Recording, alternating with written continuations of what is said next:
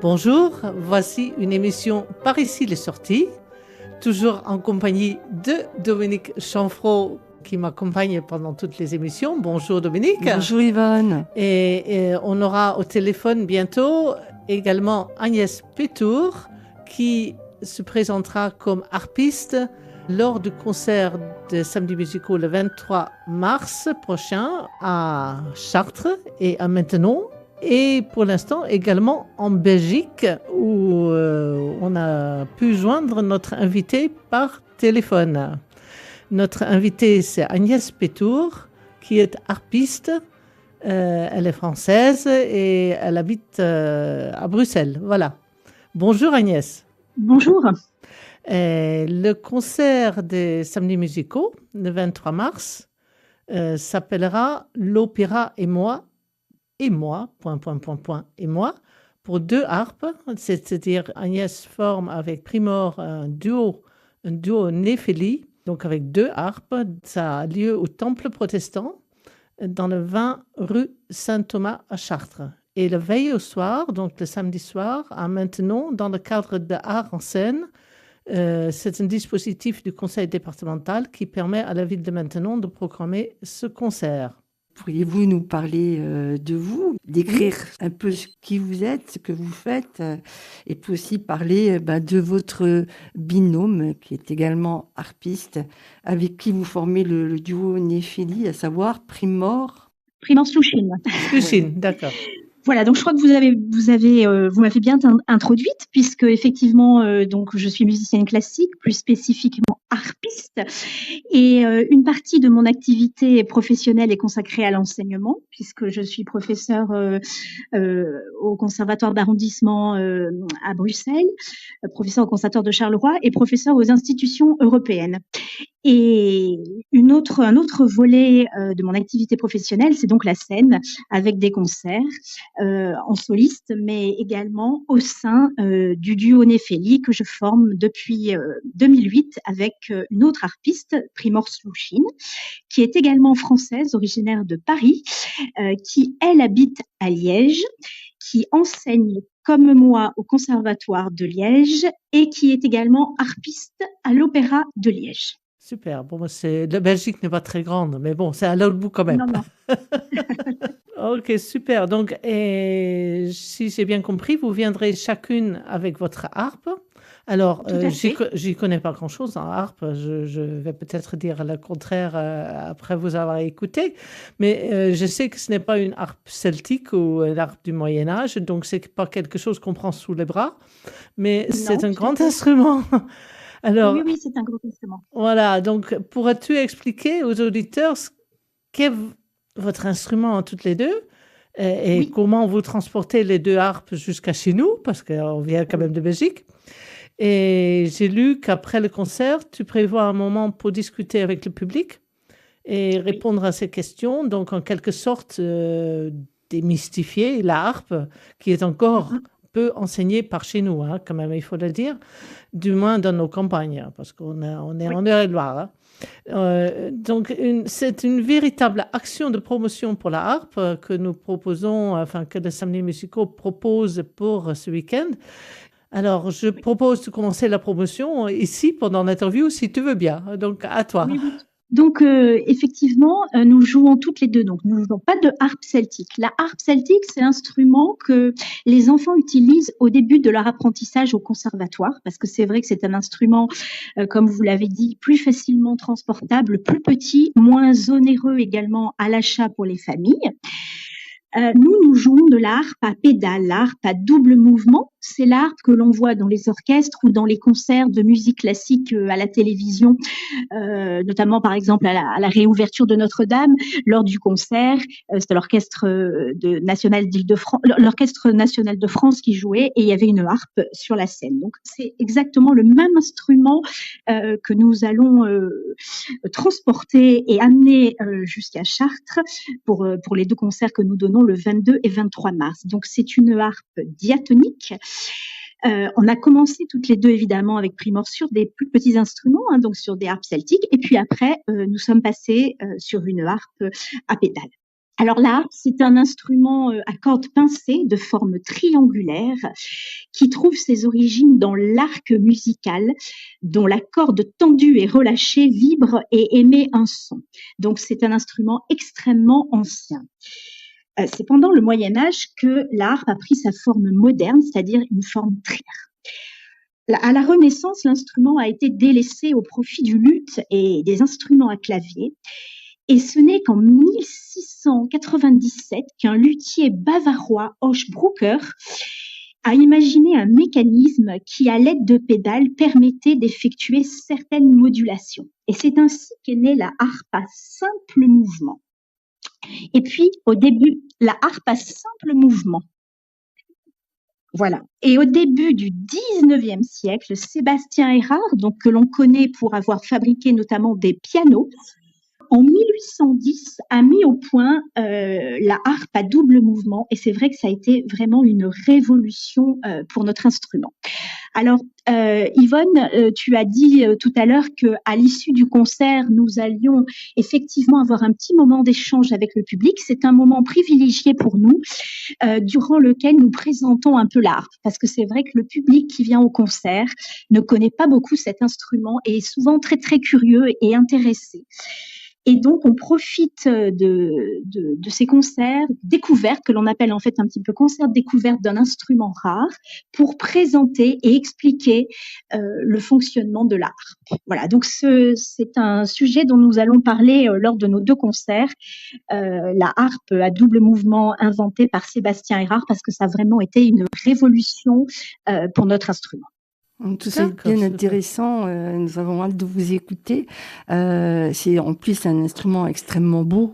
C'est magnifique. Mais vous n'avez pas répondu sur comment vous transportez ces objets. Alors voilà, donc comment on transporte une harpe? Alors il y a beaucoup de personnes qui pensent qu'une harpe se démonte un petit peu comme une flûte, hein, en différentes parties. Absolument pas, parce que la mécanique est extrêmement complexe. Donc la harpe ne se démonte pas. Alors on la met en fait dans une voiture, et je vais vous dire quelque chose qui va sûrement vous surprendre. On peut, avec Primor, on fait régulièrement des concerts, on se déplace ensemble. On met donc 2 harpes dans une seule voiture. On n'a pas de remorque, on n'a pas de camion, on se déplace avec un monospace, hein, donc type 5008 ou Renault Scénic. Voilà, ça c'est des bonnes voitures pour transporter les harpes. Et on peut même mettre donc nos 2 harpes dans une seule et même voiture. Et vous deux. Et nous deux. Alors après, c'est sûr qu'on peut plus avoir, on n'a plus beaucoup de place. Mais l'important c'est qu'on puisse, voilà, les transporter dans la même voiture pour partager le trajet, pour qu'on conduise un petit peu à tour de rôle et éviter un peu de fatigue. Voilà. Bien, et si nous écoutions un peu de musique maintenant, peut-être de harpe. Alors, je propose le duo Nefetti dans un extrait de la marche fantaisie de l'opéra Amadis de Charles Auberture. De la musique du 19e siècle. Hein. Oui. Oui, tout à fait, post-romantique.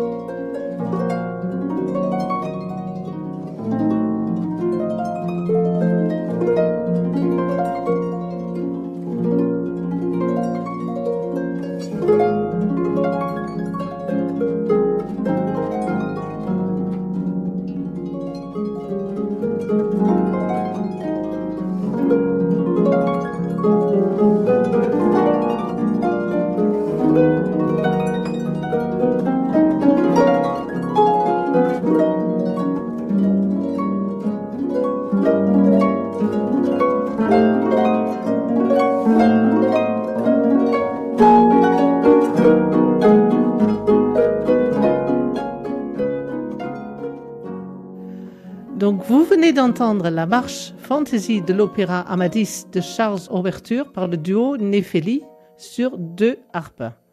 Vous écoutez Par ici les sorties à Radio Grand Ciel et nous parlons avec notre invitée Agnès Pétour d'un concert avec le duo Néphélie, avec donc 2 harpes, organisé par les Samedis musicaux le dimanche 23 mars à 16h au Temple protestant de Chartres. Pour tous les renseignements et la billetterie, vous allez sur le site www.samedismusicaux.fr. Et les artistes seront présentes dès le samedi soir à Maintenon-Pierre pour le même concert, joué dans le cadre de Art en scène, un dispositif géré par le Conseil départemental de Eure-et-Loir. Alors Agnès, en quoi consiste le programme ? C'est un programme, comme vous l'a dit Yvonne, qui s'intitule Opéra et moi, 3 petits points et moi. Et c'est donc un programme qui est consacré à l'univers de l'opéra. Nous avons voulu illustrer cette thématique de l'opéra, Primor étant elle-même harpiste au sein d'un opéra, puisqu'elle est harpe solo à l'Opéra de Liège. Il nous a paru assez judicieux de pouvoir construire un programme autour de l'opéra. Donc ce choix s'est imposé assez naturellement et nous avons donc décidé de construire un programme tout autour de l'opéra. Nous voulions notamment faire découvrir au public des œuvres extrêmement rares qui ont été composées par un harpiste napolitain, Giovanni Caramiello. Ce sont en fait des œuvres qui ne sont plus éditées et que Primor a dénichées grâce à un contact en Espagne. Et c'est vrai que c'est des pièces qu'on n'a pas l'habitude d'entendre, qui sont composées donc sur le Barbier de Séville de Rossini, sur la Traviata et sur l'air principal de Norma Castadiva. Et ce sont des très belles pièces. Donc ça, c'est la partie qui est consacrée à l'opéra italien. Et puis bon, on ne pouvait pas s'arrêter évidemment qu'à des œuvres italiennes. Donc on a enrichi ce programme avec un volet consacré à l'opéra allemand, l'opéra post-romantique, donc de l'époque de Wagner et de Strauss, avec la marche fantaisie que vous venez de passer à nos auditeurs. On ne pouvait bien sûr pas évoquer l'opéra sans parler de l'opéra français avec Carmen, qui est un véritable tube, l'opéra le plus joué au monde. Et on termine avec une pièce un peu plus moderne, avec Porgy and Bess, donc les grands thèmes de Porgy and Bess, voilà, avec l'utilisation d'un instrument de la harpe d'une façon un peu plus percussif, avec des tapés, avec l'imitation du banjo, donc c'est lorsqu'on l'on joue près de la table, voilà, pour apporter un petit peu une couleur et puis pour montrer aussi au public toutes les possibilités que l'harpe peut offrir. Voilà, donc un programme très éclectique et évidemment qui parle aussi au public, qui est facile d'accès puisque le public va se reconnaître dans tous ces grands thèmes d'opéra que finalement tout le monde connaît. Ils n'ont pas le droit de chanter, mais c'est tout comme. Eh bien, souvent, figure-toi, Yvonne, que souvent, on le dit avant Carmen, puisqu'on va à un moment dans la pièce qu'on interprète évoquer la célèbre Habanera, et on a souvent suggéré au public de fredonner avec nous. Voilà, alors c'est souvent assez discret, mais de temps en temps, on entend un petit fredonnement. Alors, c'est le bon moment peut-être d'écouter un extrait. Alors, c'est pas de l'opéra, mais ça va être joué dans le programme du duo Néphélie, que vous pourrez entendre, donc, soit organisé par la ville de Maintenon-Pierre le samedi 22 mars à 20h30, soit le dimanche 23 mars à 16h au Temple protestant de Chartres. Alors, ce dernier concert est organisé par les Samedis musicaux et vous trouverez tout sur leur site. Merci Agnès de nous dire ce que tu as envie de nous faire entendre. Je sais que je crois que c'est la sérénade de Schubert, hein? Oui, c'est ça, c'est bien ça. Alors, je vais expliquer pourquoi cette sérénade intervient dans ce programme, puisque tu viens de le dire, qui n'est pas effectivement, qui n'appartient pas au monde de l'opéra. C'est néanmoins donc une œuvre vocale, puisque c'est un lead pour voix et piano. C'est l'ultime œuvre de Schubert qui a été donc composée avant sa disparition précoce et nous avons décidé de l'inclure dans notre programme pour apporter un peu de sérénité et de douceur à un programme qui est extrêmement virtuose et extrêmement brillant. Voilà, d'où le choix de cette pièce. Et puis c'est vrai aussi que la sérénade est aussi très très connue du grand public.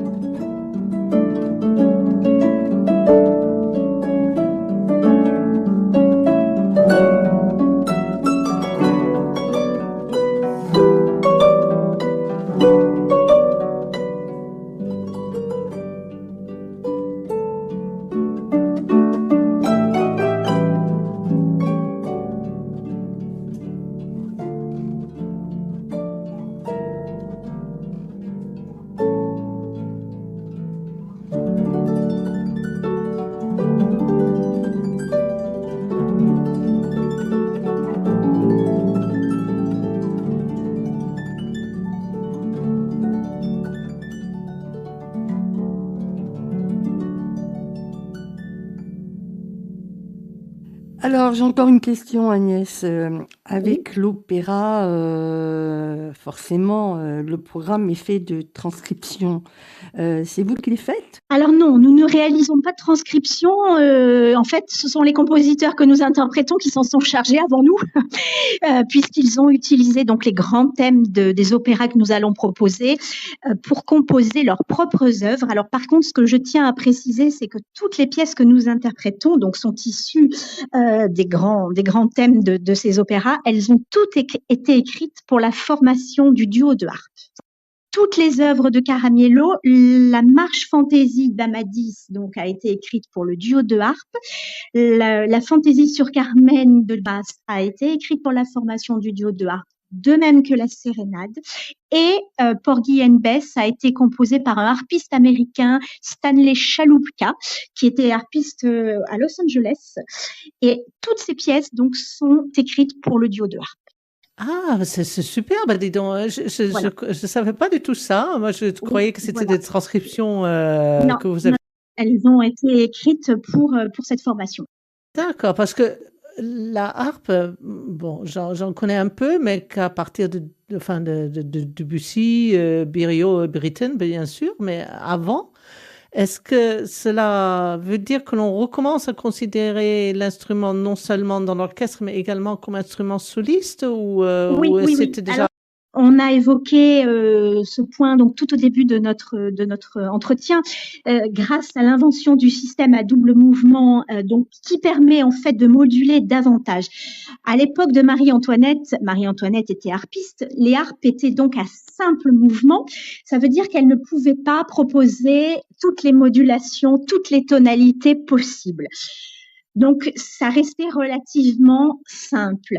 En 1810, Sébastien Erard met au point donc ce système de harpe à double mouvement et c'est une véritable révolution pour l'instrument. Elle est réintroduite dans l'orchestre par Berlioz dans sa symphonie fantastique, dans le mouvement Un bal où il n'est pas rare de voir 4 harpes sur scène. Elle est jouée en soliste par des grands harpistes au 19e siècle. Ce sont vraiment d'immenses virtuoses. Donc Berlioz, justement, a eu l'occasion d'écouter Elias Parish-Alvars, qui est un harpiste anglais, et Félix Godefroy, qui est un compositeur et harpiste belge. Et il avait été tellement subjugué par leur virtuosité et par leur technique qu'il les avait tous les deux surnommés dans ses écrits les listes de la harpe. Donc, c'était vraiment de véritables stars. C'était vraiment de véritables stars. Ils faisaient des tournées, ils voyageaient à travers le monde entier. Il jouait des œuvres extrêmement virtuoses qui étaient rendues possibles, l'écriture de ces pièces était rendue possible par l'invention de ce double mouvement. Voilà, donc c'est vraiment un point très important et une bascule pour l'instrument qui vraiment reprend un véritable élan et un véritable essor au 19e siècle. Et puis bien sûr, après au 20e siècle, à l'époque impressionniste, l'harpe est utilisée en soliste et dans les formations de musique de chambre et en orchestre par Fauré, Debussy et Ravel, bien sûr. Merci Agnès, c'est passionnant ce que vous racontez. Ça donne vraiment envie de venir vous entendre à Chartres le dimanche 23 mars à 16h dans le duo que vous formez avec Primor, également votre harpiste, votre partenaire. Voilà, tout à fait. Voilà, et merci également à Dominique Chanfraud qui m'accompagne dans cette émission et à Simon Martin qui en assure la technique. Nous vous donnons donc rendez-vous au Temple protestant 20 rue Saint-Thomas à Chartres dimanche 23 mars pour entendre le duo Nefeli avec les 2 harpes qu'elles auront transportées à partir de la Belgique dans leur monospace oui. Où ces 2 Françaises habitent. Renseignements et billetterie sur le site www.samedimusicaux.fr. Et donc, vous pourrez entendre le même duo dans le cadre de l'art en scène à Maintenon-Pierre, dans la salle Maurice Leblond, je crois que ça s'appelle, samedi 22 mars à 20h30. Lors de notre prochaine émission, semaine 14, nous parlerons avec l'invitée Cécile Lannes du Conservatoire de Chartres, où il y a, je crois, une classe d'harpe. Oui, oui. D'ici là, nous vous disons au revoir et à bientôt. Vous écouterez en clôture de cette émission de nouveau le duo Nefeli, mais cette fois-ci dans un extrait de l'opéra Carmen de Georges Bizet. Oh, et merci à Agnès. Merci à vous. Voilà. Et à bientôt. Hein. Merci beaucoup. À bientôt. Au revoir.